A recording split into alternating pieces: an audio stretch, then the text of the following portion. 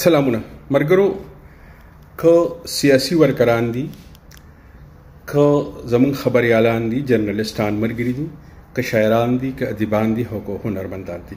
دا ټول خلک به د خپل ژبې د خپل وطن په ننګ باندې ودرېږي. دا یوازې د سیاسي کارکنانو یا د سیاسي مرګرو زموږ ذمہداري نه جوړیږي چې دا وکړو. که یو سیاسي مسله راشي او ستاسو په ننګ د خپل کلتور په ننګ باندې ودرېږي ستاسو هم ذمہداري ده چې تاسو راشي او د هغه په ننګ باندې لکه د پښتنو په شانتي کې ودرېږي.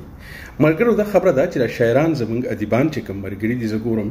چې دوی د خپل کلتور په ملاتړ کې یو پوسټ قدر نشي کوي. صرف شعر لیکي لفظونه لاندې او باندې کولو ته شاعري نه وایي.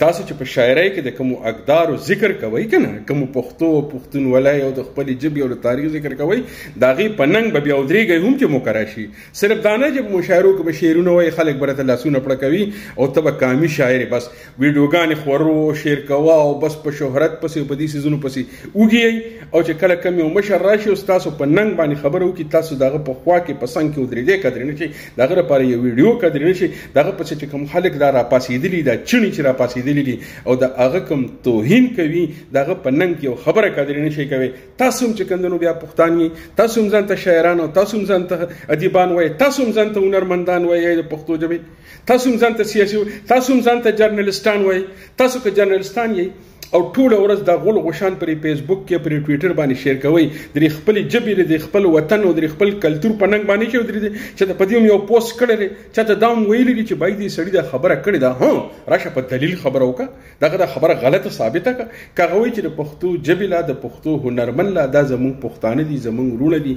د عزت ورکول د هر پښتون کار دي راشه په دلیل خبره وکړه راشه دا ثابته کړه چې د ملوی خان په خبره کې وزن نشته نو موږ به اومن. نو که جرنالست دی هغه غلی دی که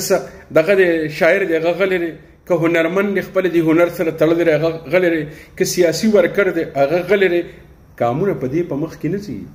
په کام کې چې ننګ غیرت او ټول د دې چې څومره برخې دي دا ټول برخې به په خپل ځای ننګ کوي په خپل ځای به غیرت کوي په خپل ځای به خپل مشر سره ودرېږي سمې خبرې سره به ودرېږي. سمه خبره چې هر څوک کوي هغې سره به ودرېدل فکاري که زموږ د کلتور په ننګ باندې که زموږ د تاریخ په ننګ باندې نو موږ بس کوو لکه دا ټول عمر به دکه کوو بس صرف شعرونو به مشاعرې کوي لاسونو به راته خلک پړه کوي او ویډیوګانې به شیر کېږي پلانې ډېر مشهور شو پلانې ډېر مشهور شو چې کله د کام او د وطن د ننګ خبره راشي نو موږ به اکه په شا تختو لکه د یارې به خبره نه کوو او د دې یارې صرف نه کوو.